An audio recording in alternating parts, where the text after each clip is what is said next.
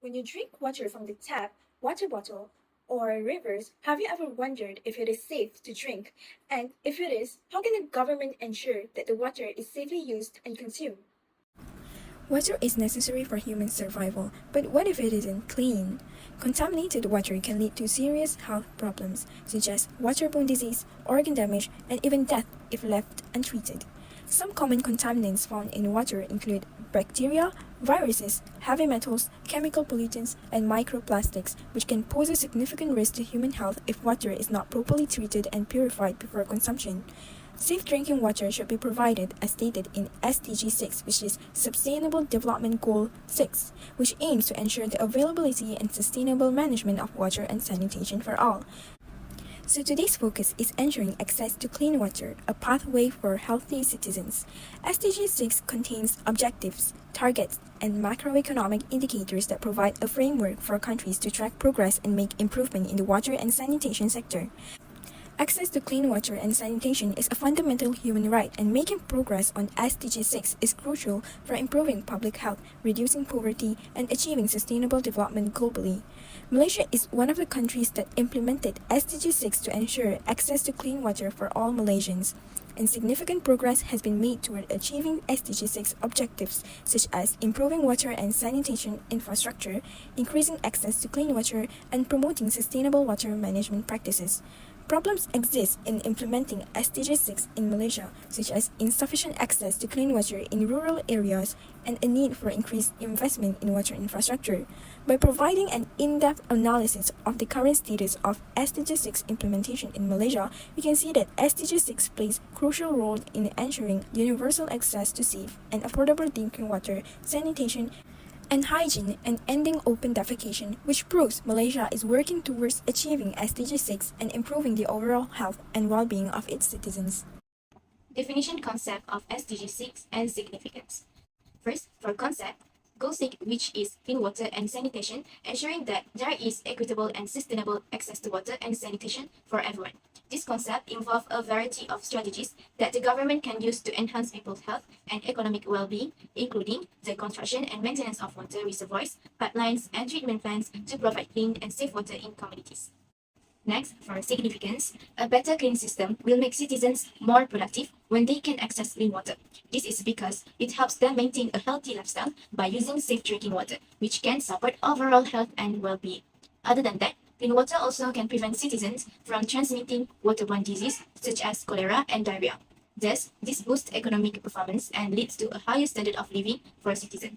As a result, SDG 6 plays a vital role in improving community health while also reducing the cost of healthcare. SDGs objectives, targets, and macroeconomic indicators related. SDG serves as a global baseline to address water supply-related issues. The main objective emphasizes sustainable management of global water resources, including improvement in its quality and use efficiency, to ensure the availability of universal access to clean water and adequate sanitation for all by 2030. There are 8 globally applicable targets, consist of 6 goal-oriented targets and 2 means of achieving. Target 6.1 emphasizes significant commitment and attention from each country to ensure everyone access to safe and affordable drinking water. Target 6.2 highlights the need to improve access to local sanitation facilities and hygiene services, which are intended to end open defecation, ensure everyone has access to basic needs of toilet, and implement safe management of excreta. Special attention is directed towards the hygiene needs of women and girls, ensuring adequate menstrual hygiene management. Thus, Target 6.3 underlines that fresh water should not only be accessible but also free from pollutants to ensure safety in its consumption. Mindfulness in consumption indicates water use efficiency. This is the 6.4 target as it promotes adequate water supply for communities and sectors related.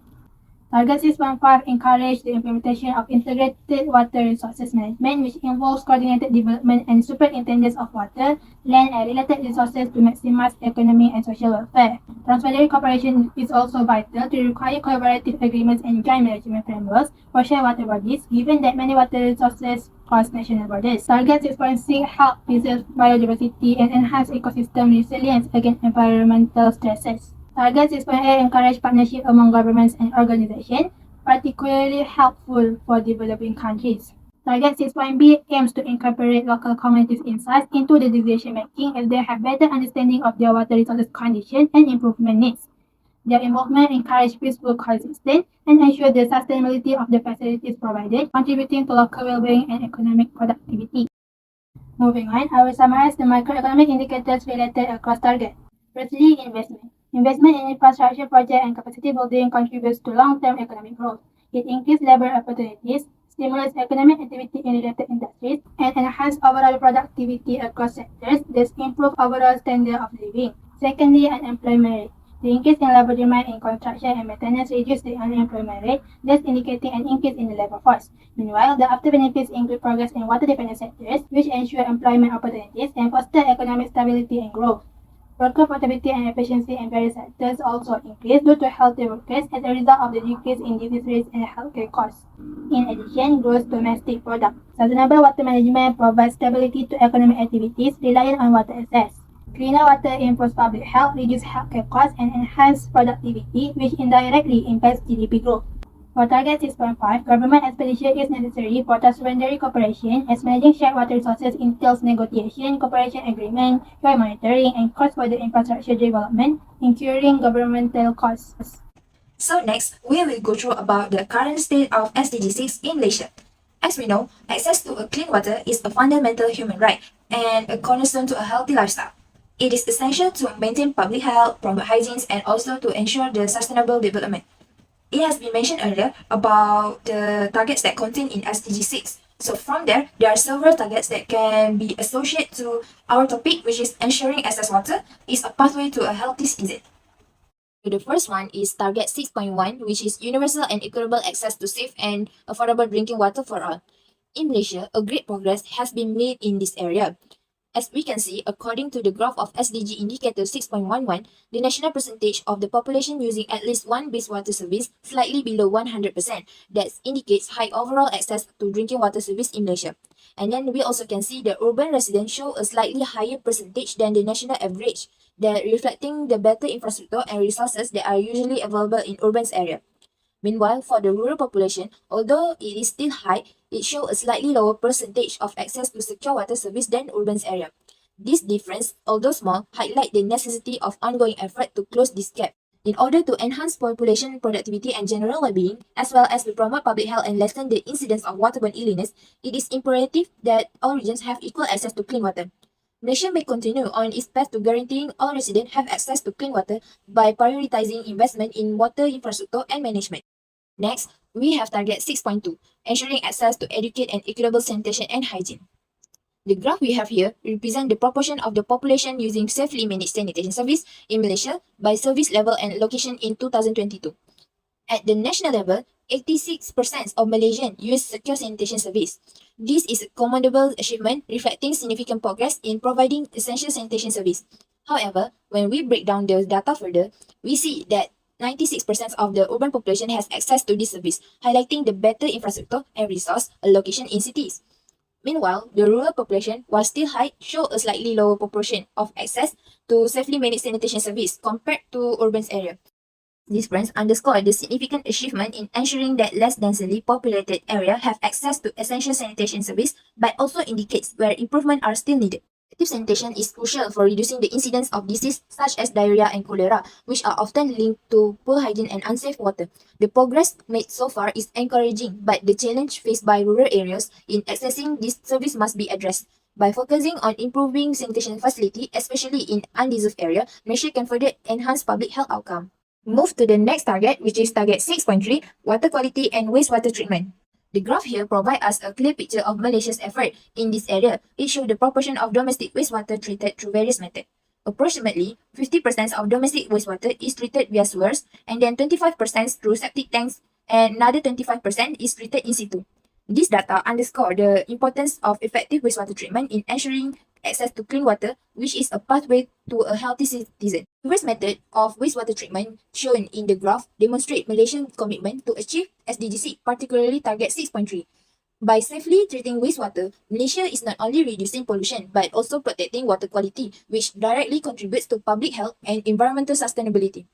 This comprehensive approach to wastewater management is crucial for maintaining clean water supplies and promoting to overall health and well-being for its citizens.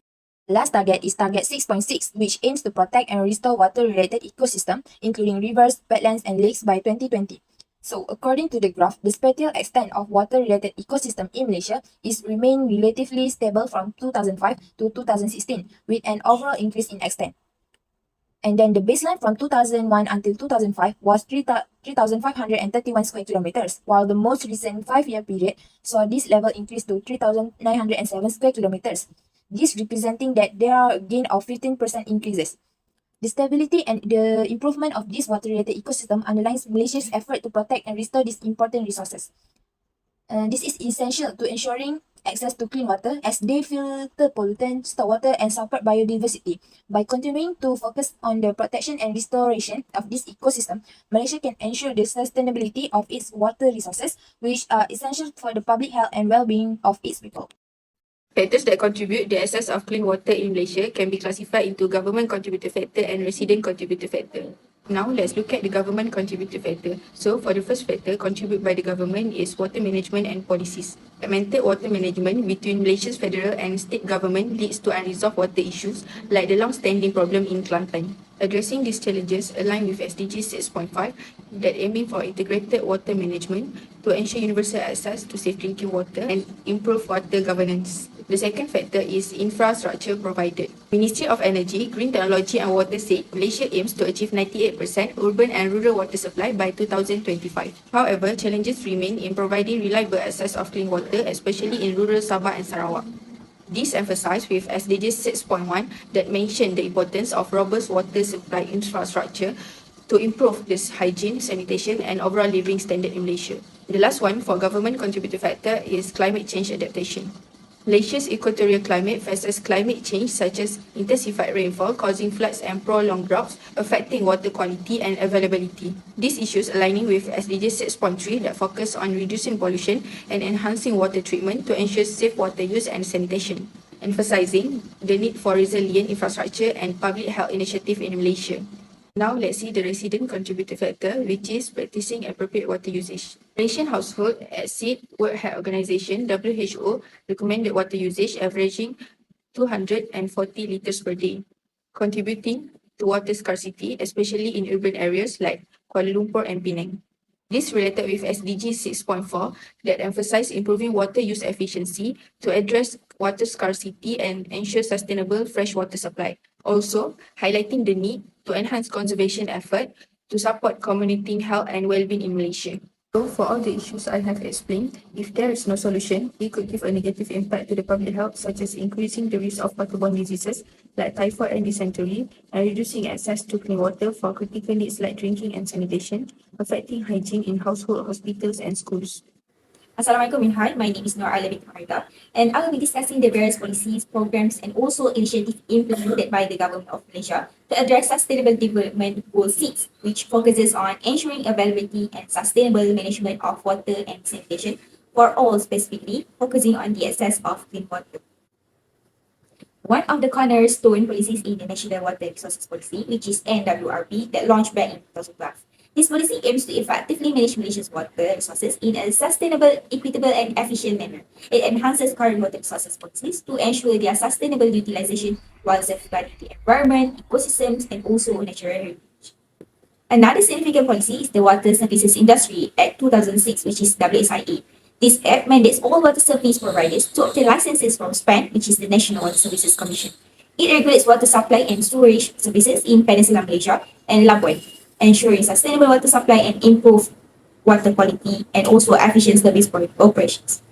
WSIA also empowers consumers to seek damages from polluters and endangering water supply system. The Rural Water Supply and Sanitation Program, which is the BALB, is pivotal in providing safe water to rural communities. Managed by SPAN, this program constructs water supply and sanitation systems. For instance, further government-funded projects in Sarawak and Sabah under the 12 Malaysia Plan aim to enhance clean water access, reflecting Malaysia's commitment to rural development. The National Water Services Industry Restructuring Initiative, which is NWSIR, started in 2003, addresses the water supply service, efficiency, and sustainability. It centralized management under SPAN to standardize water quality and enhance service delivery across Peninsular Malaysia.